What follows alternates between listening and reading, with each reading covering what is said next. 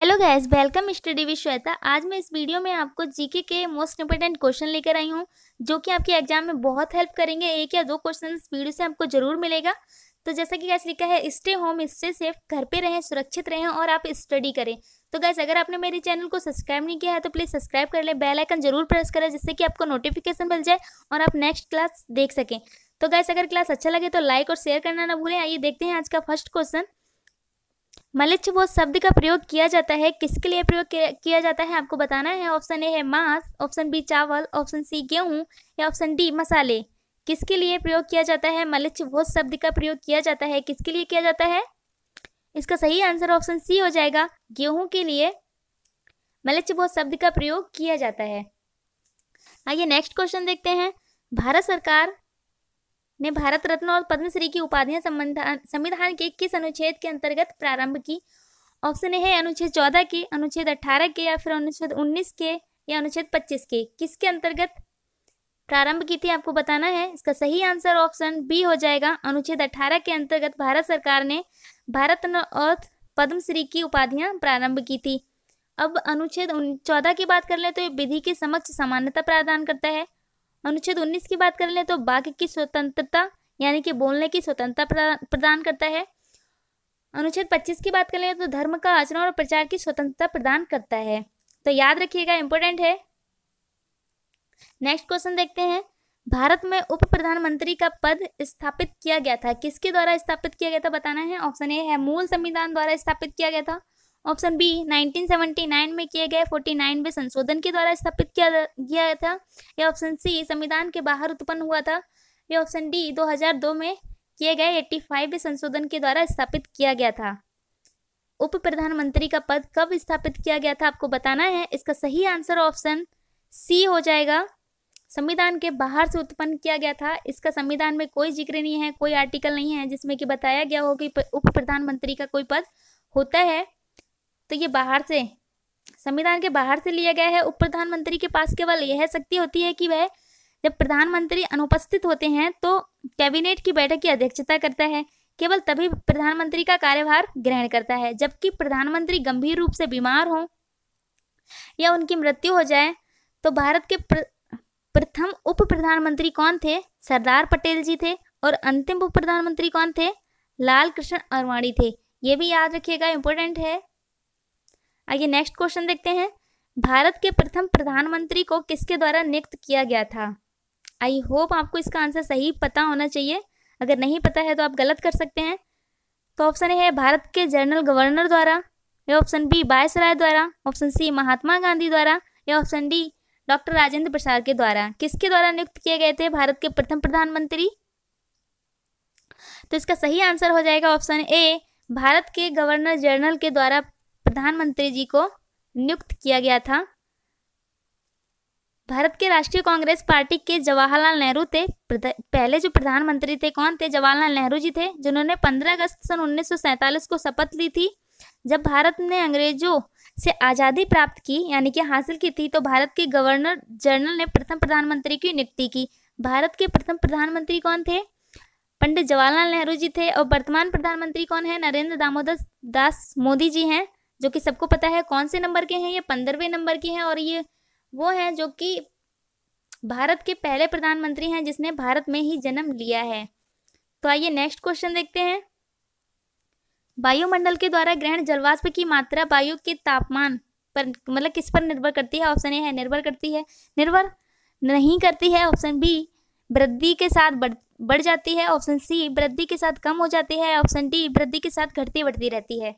तो क्या होता है आपको बताना है। इसका सही आंसर होगा ऑप्शन बी, जलवाष्प की मात्रा वायु के ताप के वृद्धि होने के साथ बढ़ जाती है।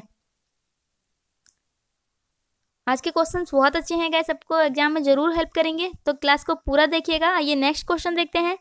मैकाल श्रेणी कहाँ स्थित है बताना है आपको। ऑप्शन ए है Rajasthan, option B Jammu Kashmir, option C Chhattisgarh, या ऑप्शन डी तमिलनाडु। इसका सही आंसर ऑप्शन सी हो जाएगा, छत्तीसगढ़।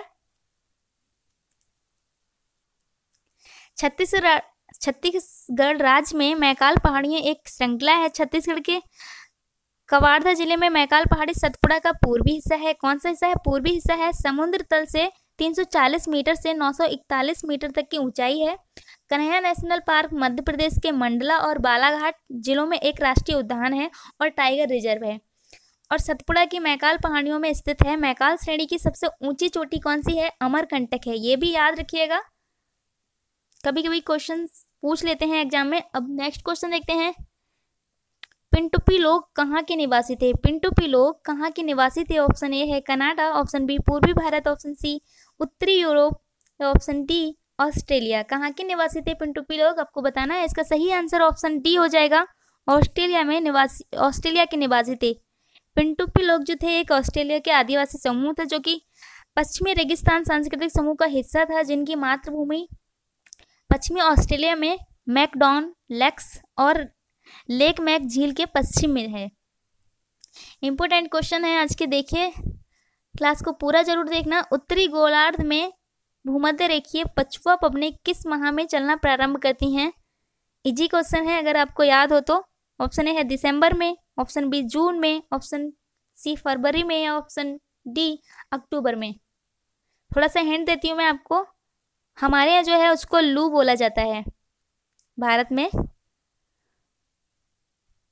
तो ये कौन से महीने में चलती हैं? इसका सही आंसर हो जाएगा ऑप्शन बी, जून में जो गर्म हवाएं चलती हैं उत्तरी गोलार्ध में उसको ही पछुआ पवन बोलते हैं। जैसे कि यहाँ लिखा है, पछुआ पवन पृथ्वी के दोनों गोलार्ध में प्रभावित होने वाला स्थायी पवनें हैं। इन पवनों में पश्चिमी दिशा के कारण ही इन्हें पछुआ पवन कहा जाता है। पछुआ हवाएं दोनों गोलार्धों उच्च वायुदाब कटिबंधों से उपध्रुवीय निम्न वायुदाब कटिबंधों की ओर प्रभावित होती हैं। तो याद रखिएगा, बहुत क्वेश्चंस आते हैं इससे। आइए नेक्स्ट क्वेश्चन देखते हैं। राज्य का राज्यपाल अपना त्यागपत्र किसे सौंपता है? आपको बताना है। हमारे राज्य के जो राज्यपाल होते हैं, प्रत्येक राज्य के राज्यपाल, वो किसको अपना त्यागपत्र सौंपते हैं? ऑप्शन ए है राज्य के उच्च न्यायालय के मुख्य न्यायाधीश को, ऑप्शन बी राज्य के मुख्यमंत्री को, या ऑप्शन सी संसद को, या ऑप्शन डी राष्ट्रपति को। किसको सौंपते हैं आपको बताना है। इसका सही आंसर हो जाएगा ऑप्शन डी, राष्ट्रपति को। राज्य के राज्यपाल जो हैं अपना त्यागपत्र किसे सौंपते हैं? राष्ट्रपति को सौंपते हैं। और राज्यपाल का जो जिक्र है अनुच्छेद कौन से में किया गया है? 153 में राज्यपाल का जिक्र किया गया है। गाइस, तो जिसको हिंदी समझ नहीं आती थी, मैंने ऑप्शन इंग्लिश में इंक्लूड कर दिए हैं, आप आराम से देख सकते हैं। नेक्स्ट क्वेश्चन देखते हैं। निम्न में से कौन सा लोक जनजातीय नृत्य उत्तर प्रदेश से संबंधित है? ऑप्शन ए है विधि, ऑप्शन बी थोरा, ऑप्शन सी तमाशा, ऑप्शन डी रॉव। तो इसका सही आंसर ऑप्शन बी हो जाएगा। थोरा जो है उत्तर प्रदेश का जनजातीय लोक नृत्य है। तमाशा की बात कर ले तो तमाशा महाराष्ट्र का हो जाएगा। विधि की बात कर ले तो ये आंध्र प्रदेश का, और रॉव की बात कर ले तो ये जम्मू कश्मीर के जनजातीय लोक नृत्य हैं। उत्तर प्रदेश की बात करें तो नौटंकी, थोरा, छपेली, रासलीला, कंजरी, किसी भी नाम से पूछा जा सकता है। आप सभी नाम याद रखना। नेक्स्ट क्वेश्चन की बात करें तो निम्न में से मूर्ति कला के क्षेत्र में कौन प्रसिद्ध हैं? कौन प्रसिद्ध हैं यह बताने हैं आपको। तो ऑप्शन ए है एंजोली इला मेमन, ऑप्शन बी है Pradosh Das Gupta, option C Amrita Shergil, option D Kumar Govardhan. तो आपको याद होना चाहिए कि इनमें कौन थे जो मूर्ति कला के क्षेत्र में प्रसिद्ध थे। प्रदोष दास गुप्ता का नाम सुना है? तो इसका सही आंसर ऑप्शन बी हो जाएगा। प्रदोष दास गुप्ता जो कि ढाका के बांग्लादेश में इन्होंने जन्म लिया था और कलकत्ता से इन्होंने ग्रेजुएशन की डिग्री प्राप्त की थी। याद रखिएगा। ये नेक्स्ट क्वेश्चन देखते हैं। राष्ट्रीय एकीकरण एकता दिवस कब मनाया जाता है? ऑप्शन ए है 30 जनवरी, ऑप्शन बी है 21 मई, या ऑप्शन डी 30 अक्टूबर, या ऑप्शन डी 19 नवंबर। तो इसका सही आंसर ऑप्शन डी हो जाएगा 19 नवंबर। 19 नवंबर को राष्ट्रीय एकता दिवस के रूप में मनाया जाता है।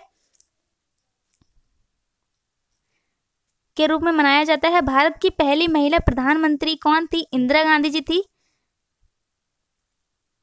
सम्मान जिसे आमतौर पर भारत में आयरन लेडी के रूप से जाना जाता है, आयरन लेडी के नाम से भी उनको जाना जाता है। इंदिरा गांधी की जयंती के रूप में 19 नवंबर को हर साल राष्ट्रीय एकता दिवस के रूप में मनाया जाता है, जिसे कौमी एकता के रूप में भी माना जाता है। याद रखिएगा। नेक्स्ट क्वेश्चन देख लें तो संयुक्त राष्ट्र का ध्वज महासभा में कब अपनाया गया था? ऑप्शन ए है 7 दिसंबर सन 1946, ऑप्शन बी है 1 जनवरी सन 1952 या ऑप्शन सी 24 जून सन 1973, ऑप्शन डी 15 अगस्त सन 1982। तो इसका सही आंसर ऑप्शन ए हो जाएगा 7 दिसंबर सन 1946 में संयुक्त राष्ट्र का ध्वज महासभा में अपनाया गया था। याद रखिएगा, इंपॉर्टेंट क्वेश्चन है।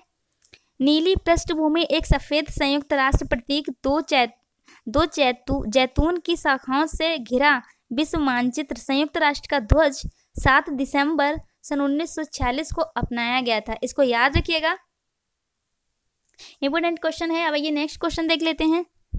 सारस किस राज्य का राज्य पक्षी है? सारस किस राज्य का राज्य पक्षी है? ऑप्शन ए है Madhya Pradesh, option B Tripura, option D Nagaland या ऑप्शन सी नागालैंड या ऑप्शन डी उत्तर प्रदेश। तो इसका सही आंसर ऑप्शन डी हो जाएगा।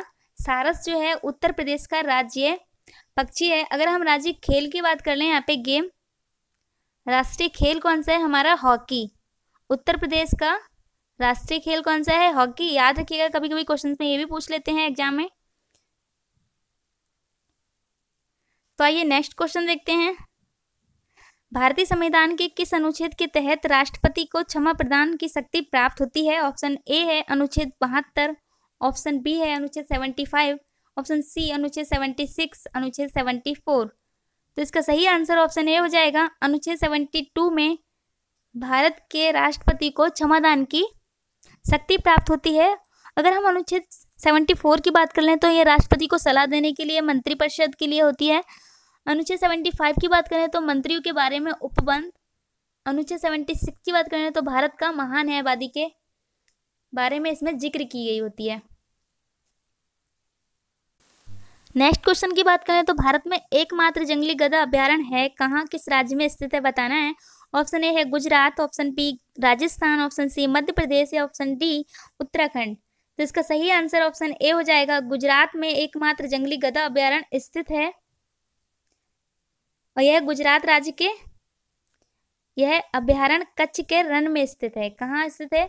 कच्छ के रण में स्थित है, याद रखिएगा। आइए नेक्स्ट क्वेश्चन देखते हैं। भारत के गवर्नर जनरल के कार्यकालों का क्रम बताना है आपको। ये कौन कौन से क्रम, कौन सबसे पहले आया था, कौन उसके बाद, फिर कौन उनके बाद, क्रम बताना है। तो आप देख लीजिएगा। तो इसमें क्रम हो जाएगा, सबसे पहले सर चार्ल्स मेटकैफ आए थे, इसके बाद लॉर्ड लॉकलैंड आए थे, यानी कि ऊपर वाले, दूसरा हो जाएगा। इनके बाद ये लॉर्ड हैंडिंग आए थे, तीसरे नंबर पे आ जाएंगे, और फोर्थ पे लॉर्ड डलहौजी आए थे। तो इसका कौन सा ऑप्शन सही हो जाएगा? इसका ऑप्शन सी सही हो जाएगा। इसका सही आंसर क्या हो जाएगा? ऑप्शन सी हो जाएगा, याद रखिएगा। जैसा कि ये देखिए नीचे दिया भी है। इनका कार्यकाल जो था 1835 से 1836 तक था। इनका 1836 से 1842, 1844 से 1848, और लॉर्ड डलहौजी जो थे 1848 से 1856 तक रहे थे। तो आइए नेक्स्ट क्वेश्चन नहीं है गाइस, इतने ही क्वेश्चन थे। तो आज के क्वेश्चन बहुत ही अच्छे थे, आपके एग्जाम में बहुत हेल्प करने वाले हैं।